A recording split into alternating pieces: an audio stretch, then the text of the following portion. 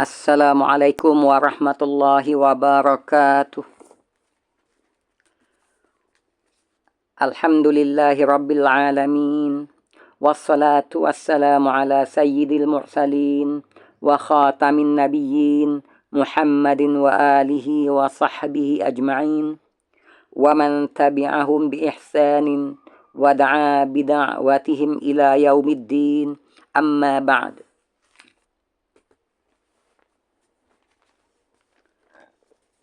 Allahumma inna na'udzu bika min an nusyrika bika syai'an na'lamu wa nastaghfiruka lima la na'lamu. Allahumma, ya Allah ya Tuhan kami, sesungguhnya kami memohon perlindungan-Mu daripada kami mempersekutukan Engkau dengan suatu apa pun jua dalam keadaan kami mengetahui kesesatannya. Dan kami memohon perlindungan daripada-Mu.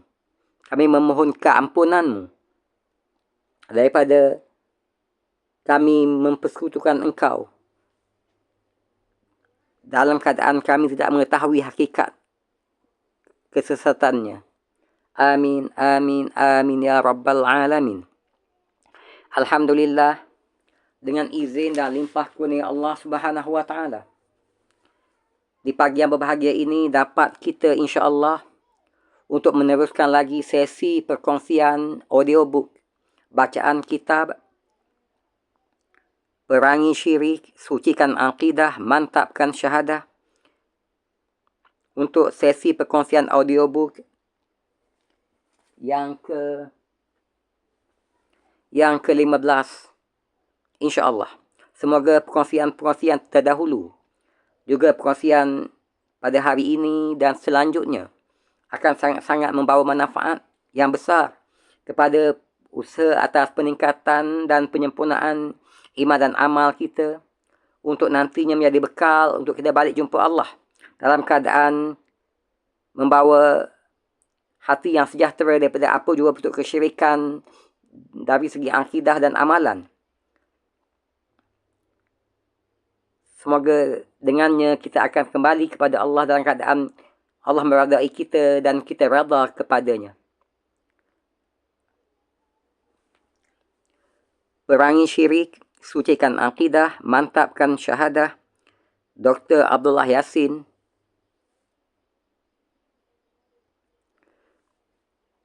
Dan untuk makluman, versi yang sedang kita ikuti perkongsian bacaannya ini adalah versi PDF cetakan kedua tahun 2013.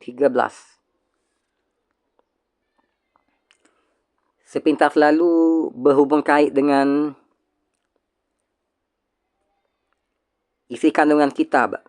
Alhamdulillah, dalam sesi-sesi sebelum ini telah dapat kita selesaikan perkongsian bacaan bab muqaddimah kitab dan dua bab pertama daripada bahagian 1, iaitu bahagian 1 penjelasan 6 rukun iman, bab 1 Islam agama yang hak, dan bab 2 ibadah dalam Islam.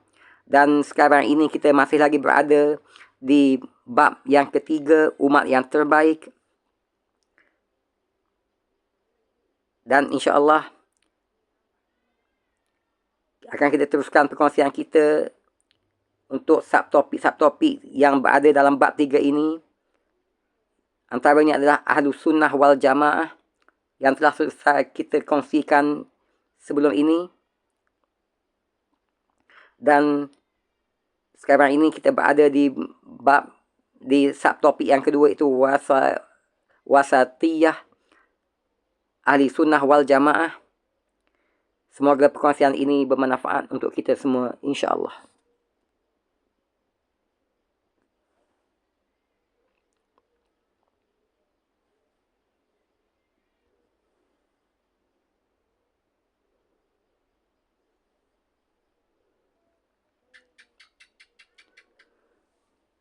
Bahagian 1, penjelasan tentang 6 rukun iman. Ini adalah sesi perkongsian audiobook yang ke-15 insya-Allah. A'udzu billahi minasyaitonir rajim. Wa man yabtaghi ghairal islami dinan falan yuqbala minhu wa huwa fil akhirati minal khasirin.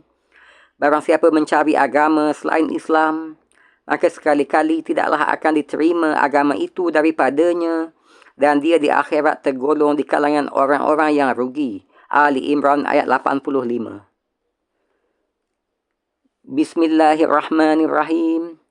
Alladzina amanu wa lam yalbisu imanahum bizulmin ulaika lahumul amnu wa hum muhtadun.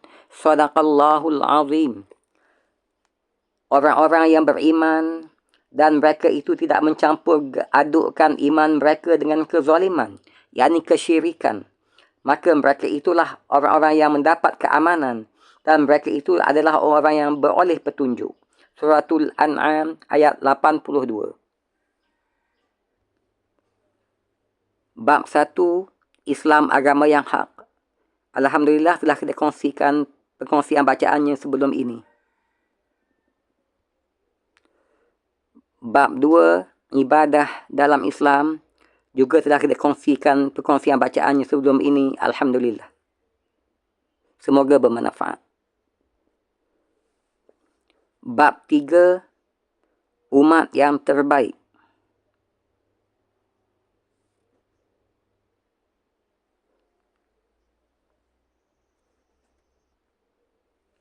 Subtopik Ahlus Sunnah wal Jamaah. Alhamdulillah telah juga kita kongsikan perkongsian bacaannya dalam sesi perkongsian yang ke-14 sebelum ini. Alhamdulillah.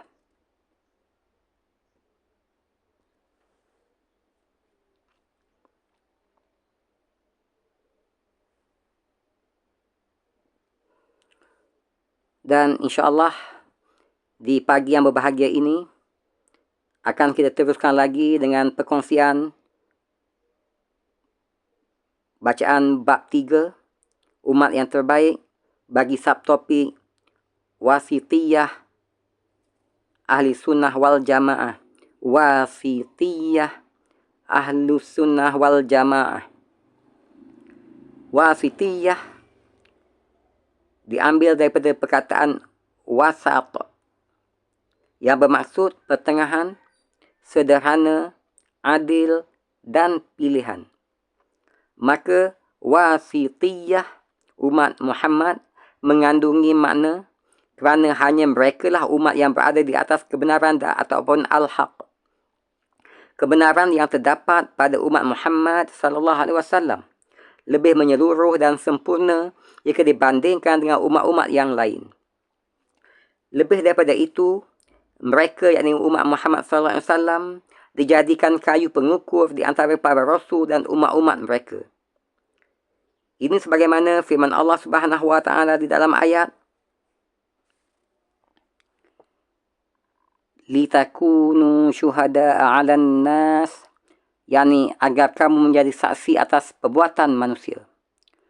Maksud ayat ini ialah umat Muhammad sallallahu alaihi wasallam merupakan umat pilihan dan dijadikan umat yang adil kerana mereka akan menjadi saksi atas perbuatan manusia yang menyimpang daripada kebenaran di dunia dan di akhirat.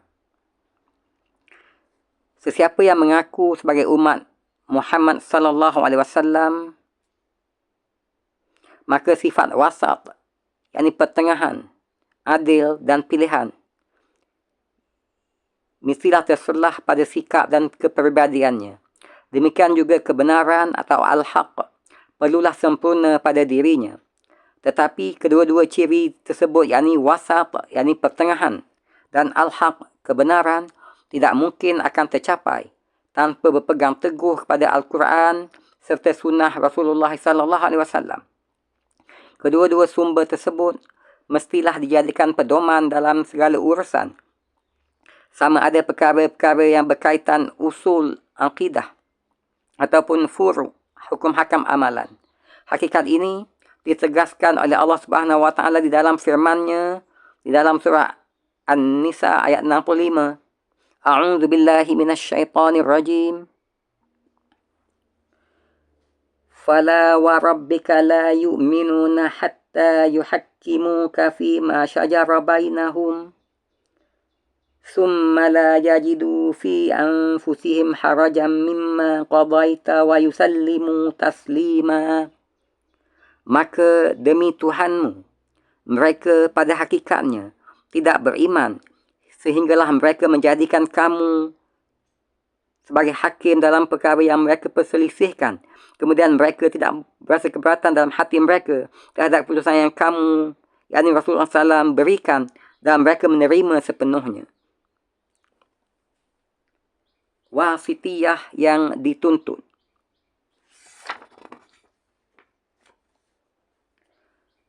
Agar jelas maksud wasitiyah yang dituntut oleh Islam, beberapa faktor paling penting mengenainya perlu diketahui, iaitu terdapat 4 wasitiyah yang dituntut di dalam Islam. Iaitu pertamanya,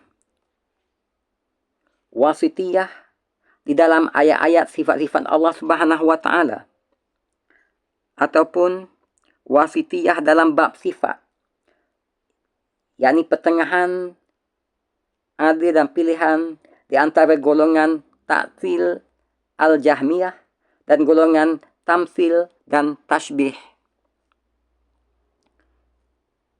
Kedua,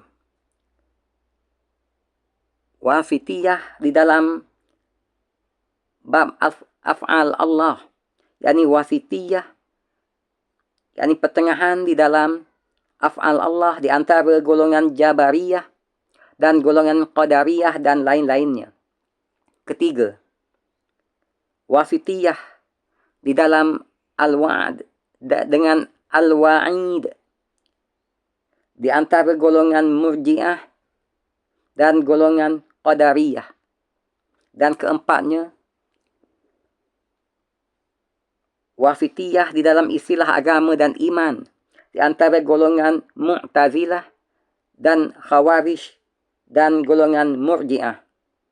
Demikian 4 wasitiyah, yakni pertengahan, kesederhanaan, adil dan pilihan yang dituntut dalam Islam, iaitu wasitiyah dalam bab sifat,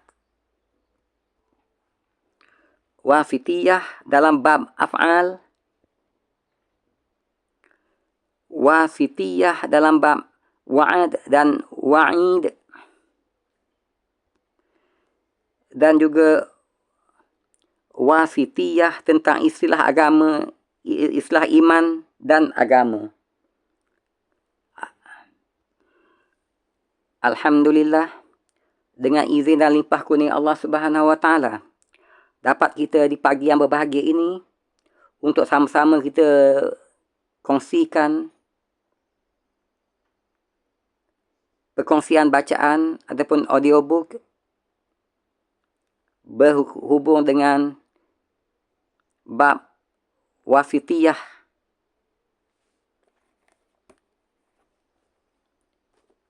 di dalam ahli sunnah wal jamaah. Dan terima kasih di atas kesudian melapangkan masa untuk mengikuti sesi perkongsian ini. Semoga perkongsian yang terdahulu dan selanjutnya, juga perkongsian yang kita kongsikan pada hari ini, memberi manfaat yang besar dalam usaha pemantapan iman dan amal kita, penyempurnaan iman dan amal kita, sebagai bekal untuk kita balik jumpa Allah Subhanahu Wa Taala dalam keadaan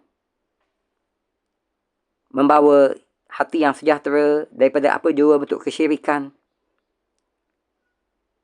kepada Allah Subhanahu Wa Taala, insya-Allah.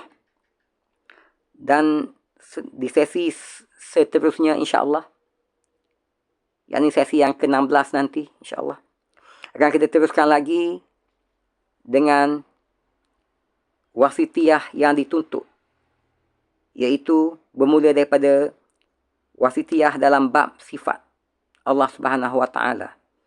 Wabillahi taufiq wal hidayah. Wassalamualaikum warahmatullahi wabarakatuh. Sehingga berjumpa lagi di sesi seterusnya. InsyaAllah.